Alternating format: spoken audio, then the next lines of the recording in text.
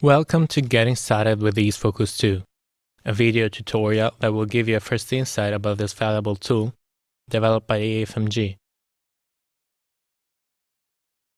EaseFocus 2 is a 3D acoustic simulation software program for the configuration and modeling of line array systems and configurable loudspeakers. With this tool, the user can quickly predict the performance of sound systems in a venue and adjust it to obtain the best results. The software is free and can be downloaded from the AFMG website. To install it, just unpack the downloaded zip file and double-click Setup. This will launch the Setup utility that will install the program in a few easy steps.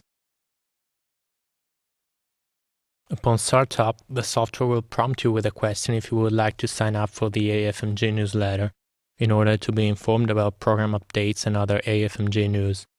We recommend that you subscribe to the newsletter. It will only take a minute. Focus ships with a number of language options. Normally, at first startup, it will detect the language of your operating system and use it automatically. But you can also choose your preferred language in the options menu.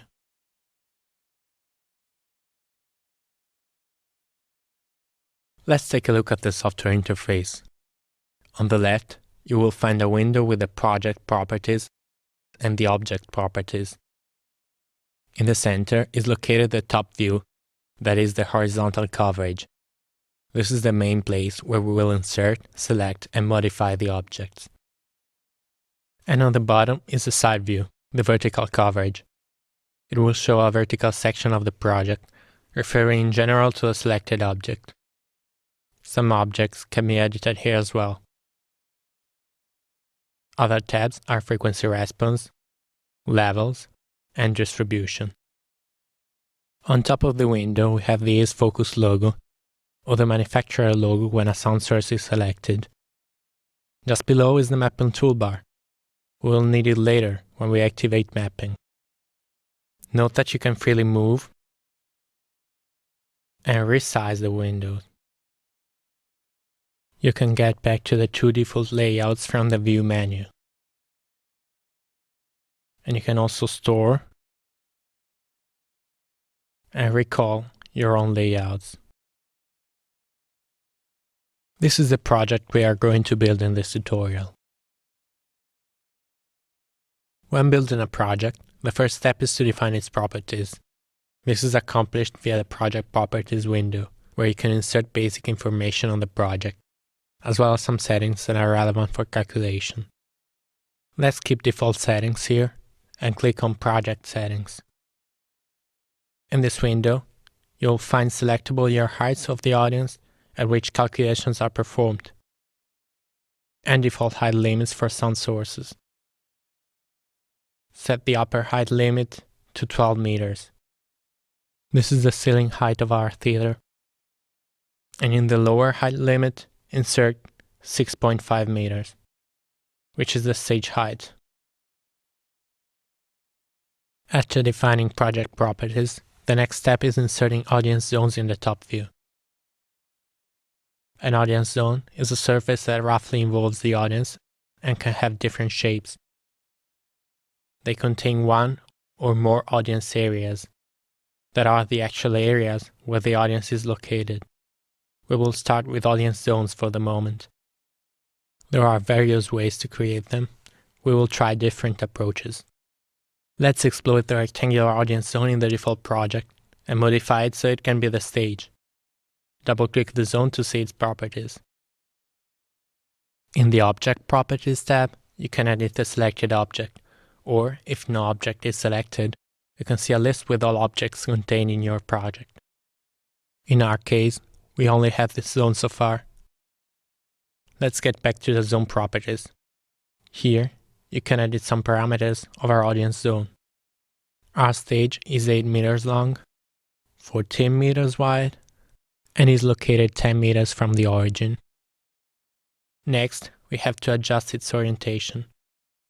This yellow arrow indicates the viewing direction of the spectators, which is in most cases pointing towards the loudspeakers. This means that the arrow of this zone should point to the opposite direction. To fix this, In the orientation field, insert 180. Alternatively, you can right-click the zone and choose Flip Horizontally. For our future reference, change this zone's label to Stage Zone. Note that you could have changed all those parameters by dragging these little handles and the zone itself to move it freely in the top view. All drag actions snap by default to the displayed grid. If desired, it can be changed in the options window that can also be opened by hitting F9, Grid and Snap, Object Snap. Holding Alt key will also temporarily deactivate the snap to the grid. By holding the Shift key and dragging with the mouse, it is possible to measure any distance in length and time delay. At any time, you can adjust the zoom using these three icons. To create the center left audience zone, select the right angle trapezoid and click or drag with your mouse. Note that the orthogonal side should be on the left side. In the object properties, change it from right to left. Or right-click on the zone, flip vertically. Next, insert these parameters.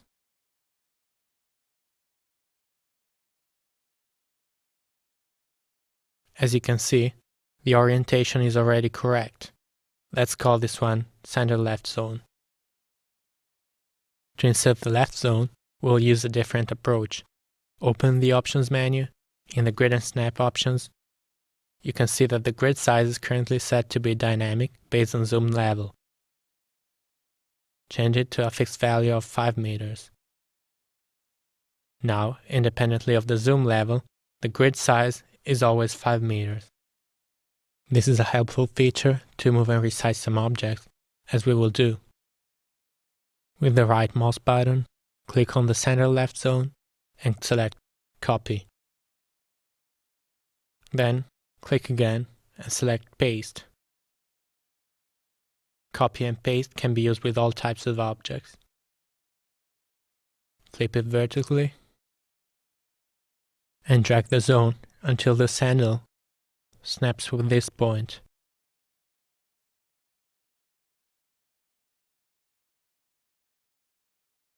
Now, drag this handle to change the orientation until these edges match.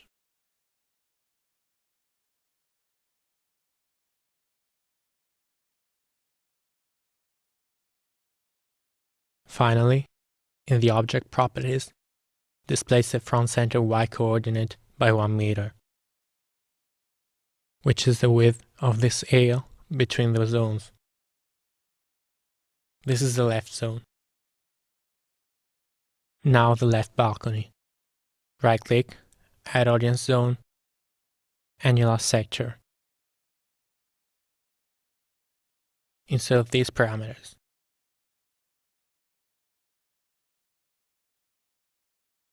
Now we need to rotate it, and then place it in the correct location.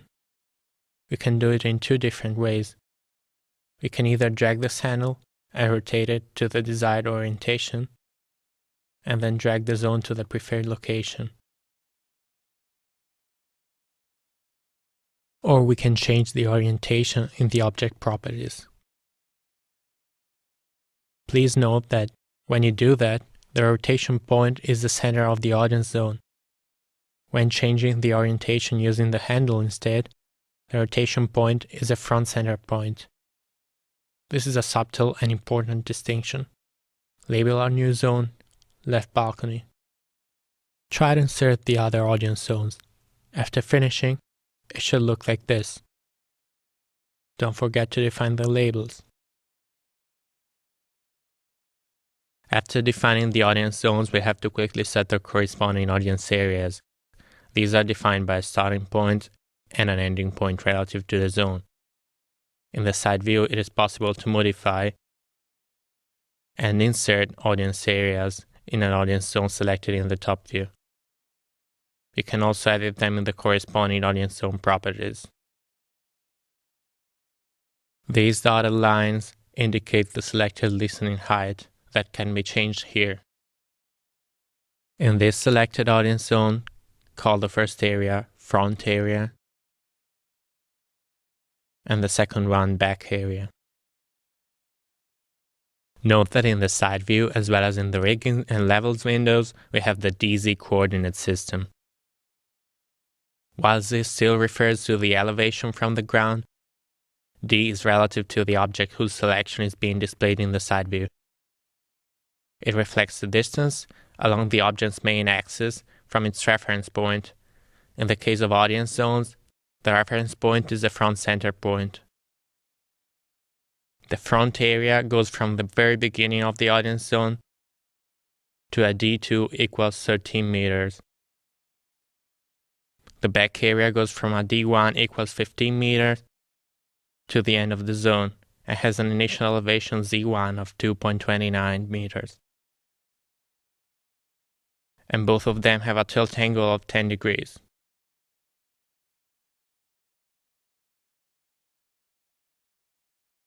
The other main audience zones have a similar profile. A fast solution to define their audience areas is the copy areas operation.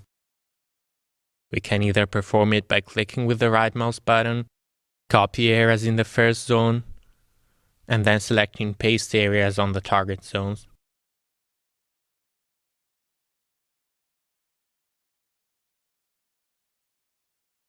Or by clicking on the copy areas button in the object properties and selecting the target zones. Clicking on a zone in the list will highlight it in the top view, so you can make sure you are choosing the right zones.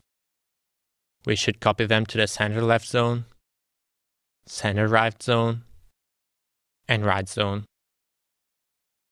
On the balcony, we only need to change the elevation to 7.5 meters and the tilt angle to 15 degrees.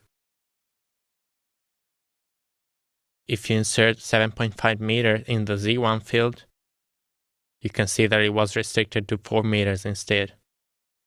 That's because the maximum inclination of an audience area is plus or minus 45 degrees. If we increase a little bit the Z2 value, we can now get to 7.5 meters. Adjust the tilt angle to 15 degrees. Copy this area to the other balcony. And that's it. We can now insert the sound sources, which can be either line arrays or adjustable loudspeakers, such as digitally steered columns.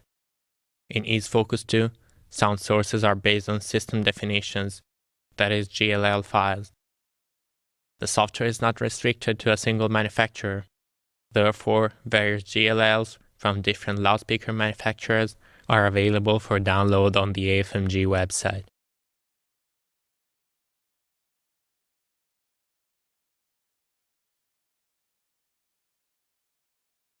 To add them, unpack the downloaded zip file, and from Ease Focus, click Import System Definition File. To insert a sound source, right-click, Add Sound Source, or use the Insert Sound Source button. Select the AFMG sphere line, and then left-click or drag. Notice that after inserting a line array, the rigging view becomes available on the right side. It is useful to check the dimensions and height limits of an array. This red strip, also present in the side view, indicates that the selected sound source is violating the height limits that we defined previously in the project settings. If the sound source is within these limits, the strip turns green instead. As you notice, some black lines have also appeared above audience areas in the side view. These are level lines, showing acoustic pressure levels along the axis of the selected object. In this case, along the sound source's aiming axis. You can find exactly the same information in the levels window. Here you can examine it more accurately as you have a dB scale on the left. Clicking on the scale will open the levels page in the options window. If you leave it automatic, as it is by default, it will adapt to the levels currently being displayed. But let's get back to our theater. We want to set up an LR main system in front of the stage and delay systems aimed to the balconies. Let's call this one left main array. We will start by setting its coordinates in the Object Properties window.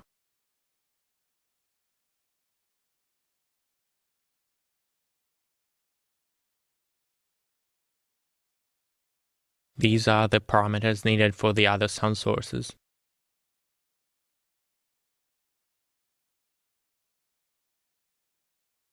Let's take a look at the other properties. The first parameter, setup, lets you choose between manufacturer-defined setups for the array. In this area, besides changing the position and orientation of the system, it is also possible to set specific height limits that will only be valid for this sound source. You can change the number of the boxes, their types, the angle between them, and the gain of each element. The pinpoints can either be defined here, or you can define the vertical angle and let Focus find the best pinpoint automatically. Some limit specifications, such as maximum weight and maximal tilt angle, are normally contained in a sound source system definitions. If any of these limits are violated, warning messages are displayed in this area, as well as in the status bar. Ease Focus supports line array presets. Some standard presets are available for all line arrays and can be set under Edit, Line Array Presets. Additional presets defined by the loudspeaker manufacturer are available too. The autosplay function is a valuable tool of Ease Focus that can considerably reduce the time spent on the initial configuration of a system. By activating this function, the angles between the boxes and the array tilt angle are modified in order to optimize the SPL levels in the target audience areas. Let's try autosplay on the left main array. In the top section, you can choose which boxes will be considered on the operation. Below, you can select the preferred autosplay strategy. The conventional strategy runs the autosplay algorithm with no constraints. Arcade applies a constant opening angle between adjacent boxes if possible, and the spiral applies a constantly increasing opening angle between adjacent boxes if possible. On target audience areas, you find a list containing all the audience areas that are crossed by the loudspeaker's aiming axis. Here, you can specify the areas that will be considered for the operation. In our project, we have specific delay systems for the balconies. This means that we should uncheck the left balcony zone in order to exclude it from the autosplay operation of this array. Keep default settings in the first two sections and click Start. You can see in the side view that, as expected, the balcony was excluded from calculations. In the Levels window, you can see that lines have been flattened a bit, resulting in more homogeneous acoustic levels along the source's aiming axis. We can now copy this setup to other shareable sound sources, similarly to what we did before with audience series. Right-click the source, copy setup, then right-click the target source, paste setup. Alternatively, you can select Copy Setup to other line arrays and choose the target sound sources. In our case, the right main array. The copied information will include box content types, tilt angles, and filters, along with the global tilt angle and height of the line array. Try to apply the same procedures for the delay systems. Don't forget that you should only consider the balconies in the autosplay operation this time. It's an excellent time to save our progress. Name your project, choose the preferred location, and click Save. When you save a project, system definition file used are saved with it. so you can pass it over to clients or coworkers without having to worry about missing files. If you perform any modification to a saved project, this little star appears, indicating that the current project contains unsaved changes. To load a project, just click File, Open. It's time to see how good our setup is. The best tool for this evaluation is mapping. Click Show Mapping to see it. When mapping is active, a color legend appears on the right, helping you interpret the results you see. You can hide it by clicking on this icon. The mapping legend can also be toggled in side view. Clicking on it will open the mapping colors page of the options window, where you can define a custom scale for your mappings. If you leave it automatic, as default, the scale will adapt to your current results. From the mapping toolbar, we can also set other options. On this drop-down menu, you can choose the type of mapping being displayed. Direct SPL Z, that is with no weighting, or Direct SPL A weighted. Weightings are ways of accounting for differences in the human perception of loudness at various pressure levels. Several types of weightings have been developed. However, the A weighting is the most commonly used nowadays. The frequency and bandwidth drop-down menus alter the way in which the mappings are displayed. The bandwidth can be either broadband or band limited to 1 octave or 3 octaves. Please note that mapping settings will apply to all calculation in ease focus, including levels, as well as distribution graph and frequency response, which we will examine later on. In this toolbar, we can also deactivate specific sources and areas, and even create sound source groups and audience area groups. Using this drop-down menu, deselect the delay systems. Then, on Manage Groups, choose Store Current Source Selection as a group, and label it Main Systems. Next, create a group for the delay systems. Select both left delay and right delay, and deselect the others, and store again with label Delay Systems. It is now easy to evaluate the contribution of each system or group of sound systems. Inactive sound sources will display this black icon. We'll also create audience area groups. They are especially useful to evaluate the design results and also when one area is hiding others. The procedure is similar to what we just did for sound sources. Try to create a group for the front areas and another group for the back areas. This is how it should look. We could also have created the area groups when we used the copy areas operation. For this, we would only need to select Create New Groups, and they would be automatically created. All SPL calculations in this focus are limited to the direct field. Also included in the calculations are area attenuation effects according to ISO 9613.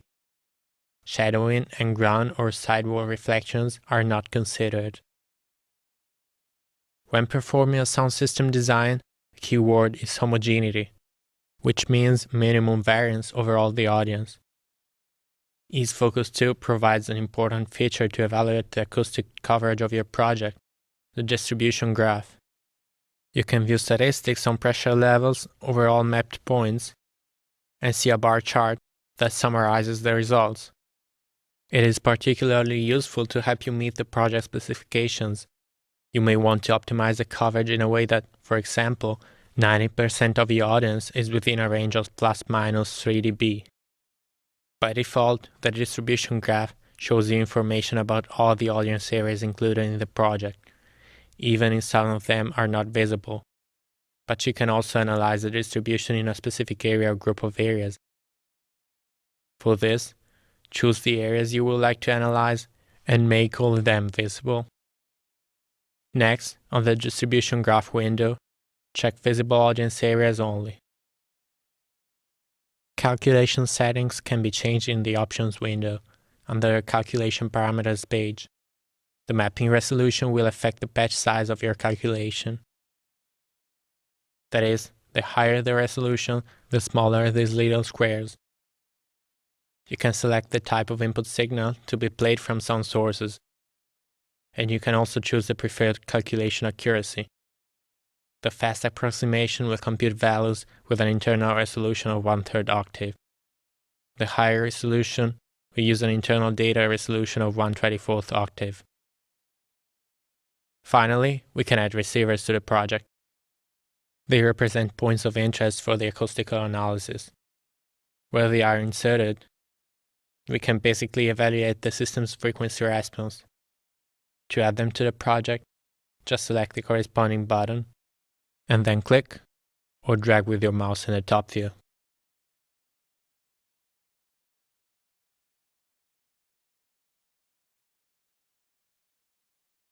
You can specify a receiver to be your reference by left-clicking on it in the legend. How do other receivers differ from it? Right-clicking on a receiver will toggle its visualization in the plot. Try to optimize the made and delay systems through their side views. After meeting the project specifications, you can finally export the results. One simple way to do this is by exporting pictures. Every window that displays a plot or a drawing can export a picture. You can do this either by right-clicking on it and selecting from the context menu Copy Picture to Clipboard, and then pasting it in any program, or by selecting Save Picture to from the same context menu, and then choosing the path where you want to save your picture, or from the main menu, File, Export Picture From, and then choose the window of interest. However, the easiest way to generate an overview of your project is the Create Report feature. A small window will appear asking which extra details you would like to add. Next, you will be asked for the location where you want to save it and which format you would like to use, PDF or RTF. The report is a document that contains all the details from his focus that you'll need to install your sound systems at the event location. Extended features are also available in his focus too, but haven't been included in this tutorial. If you feel comfortable enough with focus basic functions, you can try to activate the extended mode from the Options window in the Environment page. Please refer to the Ease Focus User's Guide to learn more about them. You can open it from the Start menu, from the Focus main menu, or pressing the F1 key. You will need Acrobat Reader or another PDF viewer to read it. This concludes this tutorial. Thank you for your attention and have fun with the software.